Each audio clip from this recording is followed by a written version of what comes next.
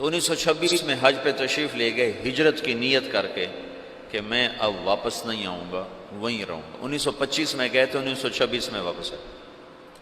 یہ نیت کر لی تھی کہ اب میں واپس نہیں آؤں گا، ادھر ہی رہوں گا۔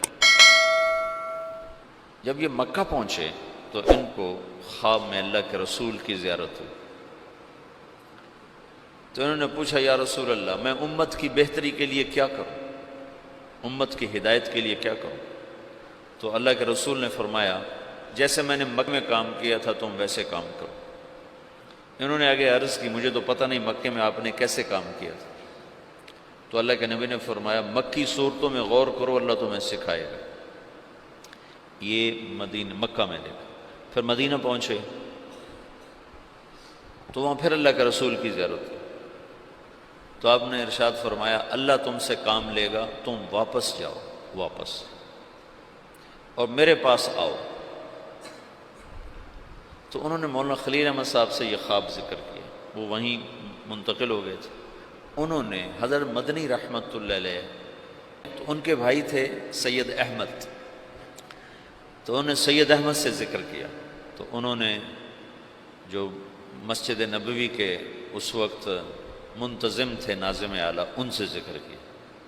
تو انہوں نے عشاء کے بعد جب مسجد بند کر دی تو مولانا الیاس صاحب کو بلا کر جالی کا دروازہ کھول کے اندر بھیج دی، تو اندر جالی اور روزے کے درمیان کوئی چاروں طرف دیوار ہے، دروازہ کوئی نہیں۔ 3 راتیں وہاں سوئے۔ 3 راتوں میں سارے کام کی یہ تو خود تو عقل سے تو آ نہیں سکتا، سارے کام کو سکھایا گیا، بتایا گیا، اور پھر یہ کہا گیا ہندوستان جاؤ اور جا کر عوام الناس میں کام کرو، علماء میں نہیں، ورنہ وہ مخالفت کریں گے۔ تو پھر یہ وہاں سے واپس تشریف لائے، 1926 میں پہنچے ہیں، اور پہلے علماء کو جمع کیا اور ان کے سامنے یہ بات رکھی کہ میں یوں کام کرنا چاہتا ہوں۔ تو کسی ایک نے بھی موافقت نہیں کی سوائے مولانا مدنی صاحب اور مفتی کفایت اللہ صاحب رحمۃ اللہ علیہ۔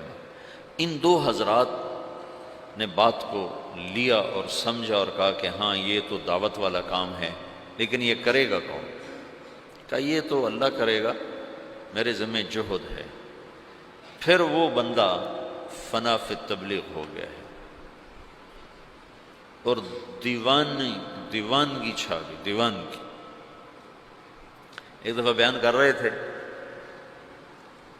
گرمیوں کے دن تھے، صحن میں 11 بج گئے، 11 فجر کے بعد شروع ہوئے، گرمیوں میں 11 بج گئے۔ تو ایک مواتی کھڑا کر کہنے لگا بھائی نام دے دو ورنہ یہ مر جائے گا، بیچارہ مر جائے گا، نام دے دو۔ ایسی دیوانگی چھا گئی تھی، اور کوئی شکل نہیں، کوئی جانتا نہیں، اور آگے سامنے میواتی ہیں جن کو دین کی خبر ہی کوئی نہیں، کلمہ نماز کا نہیں پتہ، تو دعوت کیسے دیں گے؟ 10 برس کی محنت کے بعد ایک جماعت چلے کی تیار ہوئی، 10 سال کے بعد۔ تو ان کو ہدایات دیں، پھر ان کو روانہ کرتے کرتے 5 میل ان کے ساتھ پیدل چلتے گئے، پیدل چلتے۔ مولانا سعید خان صاحب سے یہ بات میں نے بہت دفعہ سنی، جب ان کو رخصت کرنے لگے تو کہنے لگے کہاں جا رہے ہو؟ ان کا جی دلی جا رہے ہیں۔ کہنے لگے نہیں، لندن پہ چوٹ پڑ گئی، امریکہ پہ چوٹ پڑ گئی، ساری دنیا میں ہدایت کا فیصلہ ہو گیا۔ ایک دفعہ عبدالرحمٰن صاحب تشریف فرما تھے، کہنے لگے ہم 5-6 آدمی بیٹھے ہوتے تھے مولانا الیاس صاحب کے آگے، 6-7، اور وہ ہم سے کہتے کہ بھائی ساری دنیا میں جماعتیں بھیجنی ہیں، مشورہ دو کیا کیا جائے۔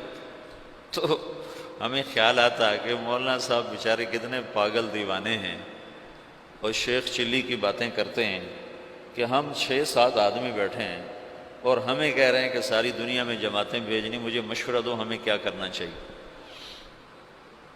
یعنی اللہ تعالیٰ نے اپنی قدرت سے ظاہر کر کے دکھا دیا کہ کیسے سارے عالم میں ہم خود پھر رہے ہیں، وہ ساری دنیا سے جماعتیں ہمارے پاس آ رہی ہیں، ہم سے ساری دنیا میں لوگ جا رہے ہیں۔ عن العليا مغانيها، عن العليا مغانيها جلے